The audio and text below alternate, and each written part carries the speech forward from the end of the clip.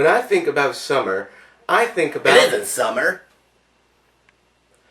When I think about summer, I think about... Getting out of school. When I think about summer, I think about... Super Mario Sunshine. No! Well, yes, but no. When I think about summer, I think about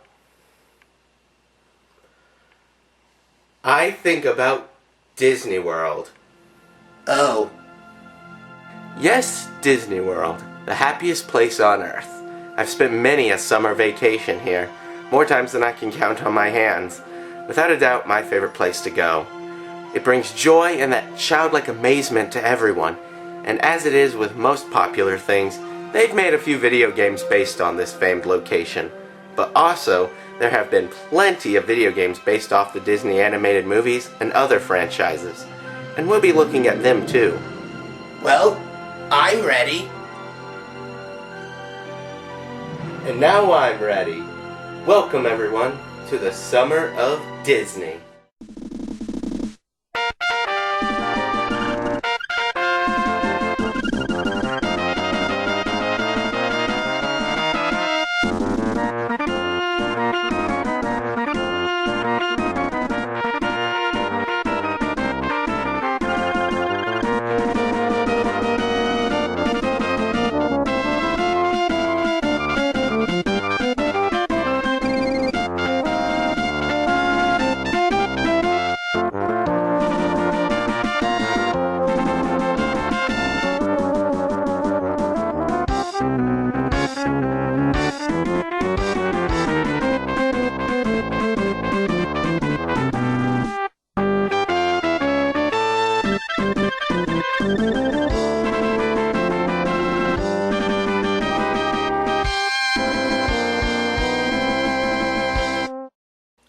Don't worry, that's the only time you'll see that intro this summer. Yeah.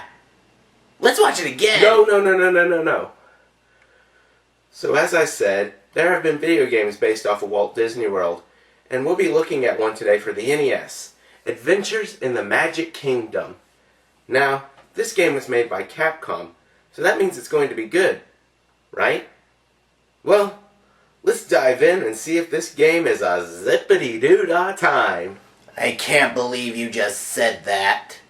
The story involves the Disney Three, Goofy, Donald, and of course Mickey.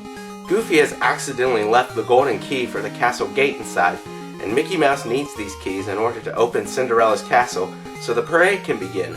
But the keys are hidden, 5 in attractions, and 1 is with one of the guests. So it's your job to get the keys so the parade can start. While it does seem kind of generic, for an NES game, especially one based off of Disney World, you really don't need too much of a story. Before we talk about the gameplay, let's explain a couple things. This game doesn't have any cheats, so we'll be skipping that. And with a game like this that is made up of separate games, we're going to be talking about the gameplay for a while. But anyway, let's dive in. So you are a guest in Disney World, which is surprisingly empty and looks more like Disneyland. But anyway, you have 5 games to complete that are based on the classic attractions. But first, let's look at where you'll find the other key, and that's the trivia game. When you start the game, you'll notice a kid in the park. When you go up to him, he'll ask you a question. Answer it correctly, and you'll move on to the next question, which is with another kid somewhere else in the park. Seems pretty simple, right? Well, some of these questions get kind of crazy. Like, when is Mickey Mouse's birthday? And it also has some of those outdated questions that require you to put your 1990 thinking caps on. Something that I think is kind of funny is that when you get a question wrong, the kid will say something like, "You aren't really Mickey's friend," but you can just walk up to them again and they'll give you another question. Guess everyone in Disney has short-term memory loss. So, you answer the questions and you get the key. Now let's move on to Frontierland, where you will find the wildest ride in the wilderness, Big Thunder Mountain. You have to get through the mine to get to Station 1 while avoiding obstacles to stop the villainous Pete. So, just like the ride it's based on, you're going at ridiculous speeds. But you have to keep changing tracks. more than likely your first time playing, you'll crash into 3 things and lose. Your second time around, you'll realize that there's a way to slow down. So naturally, you'll slow down so you can avoid things. But after a while, you'll start hearing a beeping sound. And soon after that, you'll lose again. Why? Well, it turns out that there's a time limit. So now you have to avoid the obstacles while also making sure you don't run out of time. Then there is a third factor. If you don't pick the right paths, you won't get to Station 1.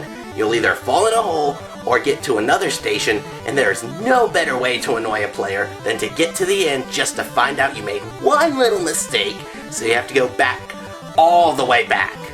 But after many tries, you'll finally reach the goal and claim the key. Now let's move on to New Orleans Square and the timeless classic, The Haunted Mansion. The what? The Haunted Mansion, one of Disney's most famous rides. Why is it haunted? Oh, it's full of ghosts. Ghosts? Yeah. Why? Sid, are you afraid of ghosts? No. I just don't like them. Wow. That's awesome. Hey, they have Tomorrowland. Let's see if they have... Shut up. Moving on. So, the Haunted Mansion game is played as a 2D side-scroller, and those of you that play Capcom games may notice that it looks eerily similar to Ghosts and Goblins. Thankfully, it isn't as hard as that. You get 3 hits instead of 2. But it's still pretty tough. So, you start in the graveyard and move into the mansion throwing candles at whatever ghoulies appear, which actually represent the characters in the ride rather well. You have the hands coming out of the coffins, the couples dancing, and the heads popping up. You also have to collect the candles to replenish your ammo, and you also collect stars. What are the stars used for? Well, I'll explain in a bit.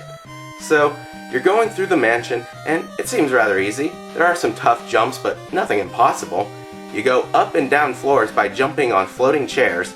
Jumping from chandelier to chandelier, again, isn't impossible, but it isn't easy. No, the real difficulty doesn't begin until you get to the library. The books are out to kill you, and if they hit you, there's a pretty good chance you'll fall and die. Because this game goes with the standard get hit and fly back garbage. This is where the stars come in handy. So you collect these stars throughout most of the games, but they never tell you how to use them. Well, if you press select, you'll be brought to a menu. You'll see how many lives and how many stars you have. And you'll also see power-ups like more hearts and invincibility. This is where you use those stars. And in parts like this, they become very helpful. But there's also a flaw with these stars. Unless you're just an absolute pro at this game, you'll probably get a game over. And once you do, all of those stars are reset. But hey, on the bright side, you get to continue and you still have your keys. There was something at the beginning of this section that you forgot to mention. When you're in the graveyard, you'll notice a flying ghoul. You can't kill him with your candles, and best of all, if you touch him, it's a one-hit kill. But you don't lose a life, thankfully. But it's still a beginner's trap. So you get through all of that, dodging more perfectly placed enemies that follow patterns similar to the Castlevania Medusas, and you reach probably the most famous part of the Haunted Mansion, the singing busts. And our friendly Mr. One-Hit Kill Ghoul is there. Turns out he's the boss, and he's actually not too hard. You get an extremely generous amount of candles to throw, so you can take him out quickly and get the key.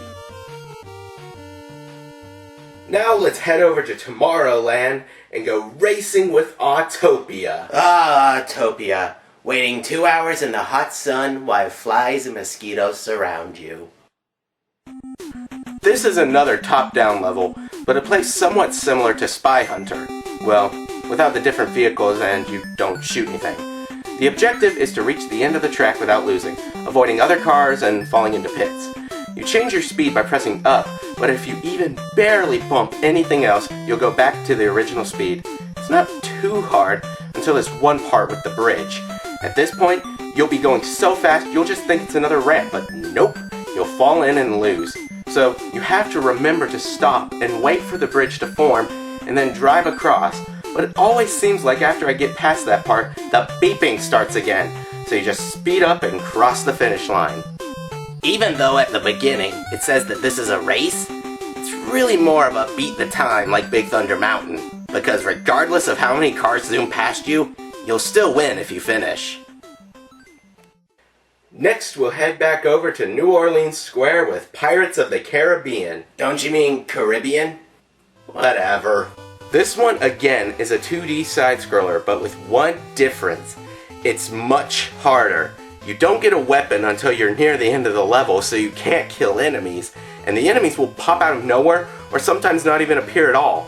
It's easier to fall and die, and also you have to rescue 6 villagers. The enemies have inconsistent patterns, like these falling cannonballs.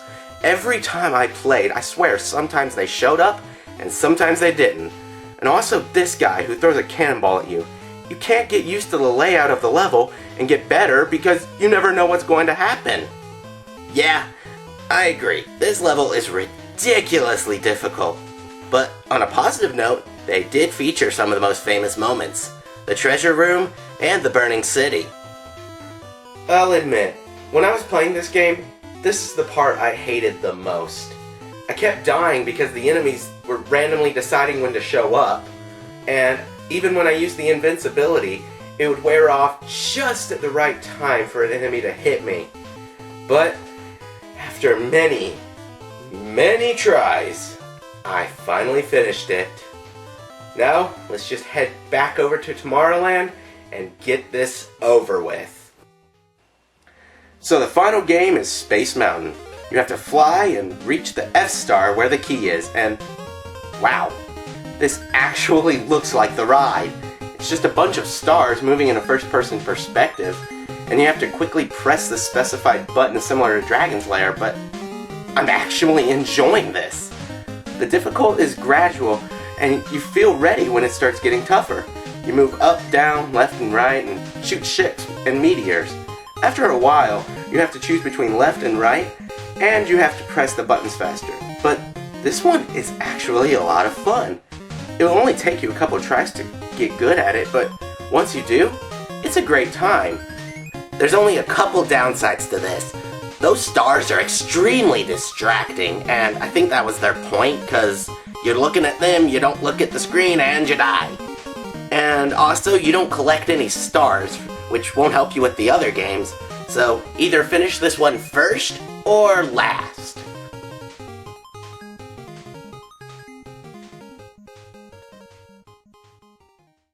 So, from worst to best games, excluding the trivia, it goes Pirates, Big Thunder, Autopia, Haunted Mansion, and then Space Mountain.